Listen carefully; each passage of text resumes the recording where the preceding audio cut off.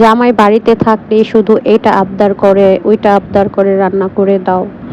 আসসালামু আলাইকুম, সবাই কেমন আছেন? আশা করি ভালো আছেন। আপনাদের সাথেও কি এরকম হয় নাকি? আমার তো আজকে শরীরটা খুবই খারাপ ছিল। তারপরেও হাসব্যান্ড বলতেছে, আমি বলতেছি কি রান্না করব, ডিম ভুনা করে দেই। সে বলে না, খাসির মাংস রান্না করো, বিরিয়ানি রান্না করতে চাইলা। তো আমি ভাবলাম যে থাক, বেচারা বলতেছে, আচ্ছা ঠিক আছে রান্না করে দিই। যতই শরীর খারাপ থাকুক, মেয়ে মানুষ বলে কথা, আর যেহেতু হাসব্যান্ড আবদার করছে, তো আমি আমার মতো করে কিছু নিজস্ব মসলা অ্যাড করে নিলাম। আর অবশ্যই বিলাতি ধনেপাতা দিছিলাম আজকে, একটু এক্সট্রা ফ্লেভার আসার জন্য। দেন হচ্ছে বিরিয়ানির মসলা দিলাম, লেবু চিপে দিলাম, মানে এগুলো তো আপনারা সচরাচর জানেন কিভাবে রান্না করতে হয়। তারপরে গোলমরিচের গুঁড়া দিলাম। দেন হচ্ছে আমি লবণ একটু বেশি অ্যাড করলাম, যেহেতু পোলাও চাল দিয়ে ফার্স্টে ভাবছিলাম যে পোলাও চালটা রান্না করে নিব হাফ, পরে ভাবলাম না, এই ডিরেক্ট রান্না করি।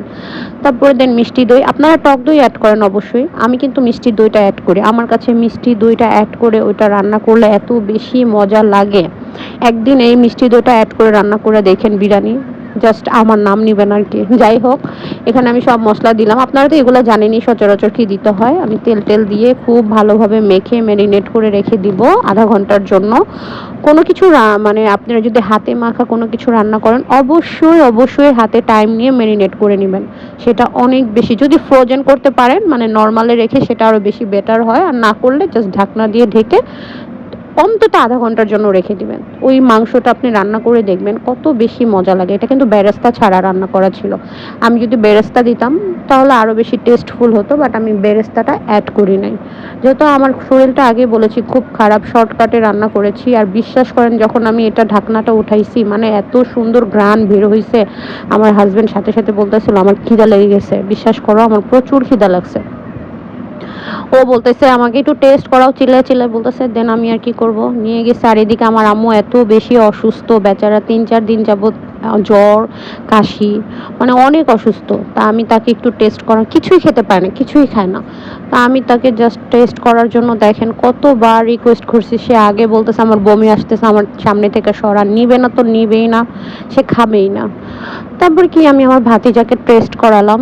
ও খেয়ে বলল যে অনেক বেশি মজা হয়েছে। সে গরমের ঠেলায় খেতে পারতেছে না, তারপর বলছে টেস্ট হয়েছে। দেন হচ্ছে আমি আমার হাজবেন্ডকে দিলাম। ও বলতেছে অনেক বেশি মজা হয়েছে, সে এক পিস খাইছে। বলে যে পোলাও চাল দেওয়ার আগে আমাকে আরেকবার টেস্ট করায়ও, আমার আরেকবার টেস্ট করে দেখব। তো যাই হোক, আমি তাকে দ্বিতীয়বার টেস্ট করালাম। আপনারা আপনাদের হাজব্যান্ডের জন্য সবচেয়ে, আপনাদের হাজব্যান্ডের প্রিয় খাবার কি অবশ্যই কমেন্টে জানাবেন। আমার হাজব্যান্ডের সবচেয়ে প্রিয় খাবার হচ্ছে গরু মাংস আর বিরিয়ানি, ঠিক আছে? তো যাই হোক, এই যে আমি এটাতে গরম পানি বসিয়ে দিলাম। আমি এত বেশি বলক আনাই নাই, গরম পানিটা হালকা গরম করে নিচ্ছি, কারণ আমি আবার একটু পানির মাপ, এই যে বলতেছিলাম না সে আরেকবার টেস্ট করতে চাইছে, এটা হচ্ছে সেকেন্ড বার টেস্ট করা।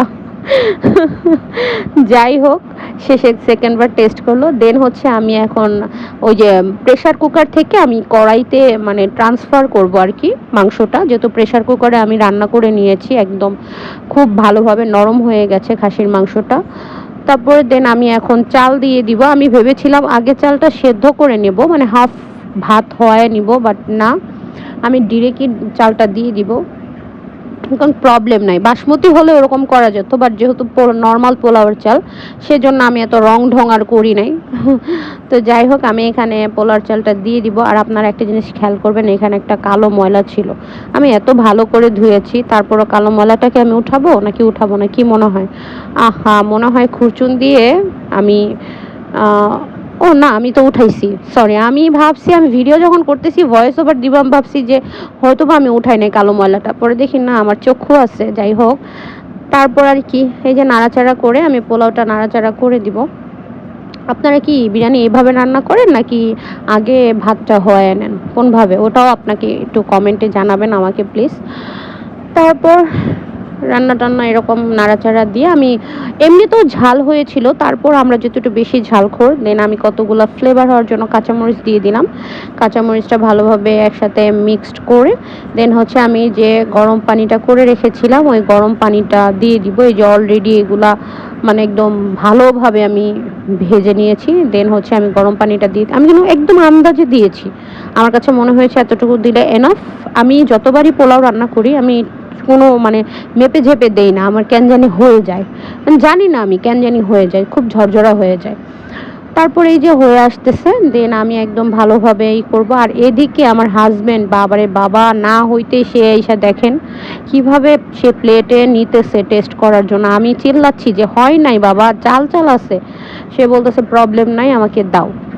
সে কিন্তু খুব পরিমাণে কম খায়, তারপরে এগুলার জন্য এটাকে বলে চোখের খিদা।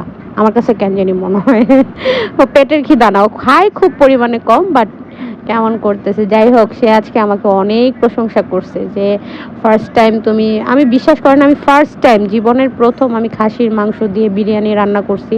কালারটা যেমন জোস আসছে, খাইতে আরও বেশি মজা ছিল।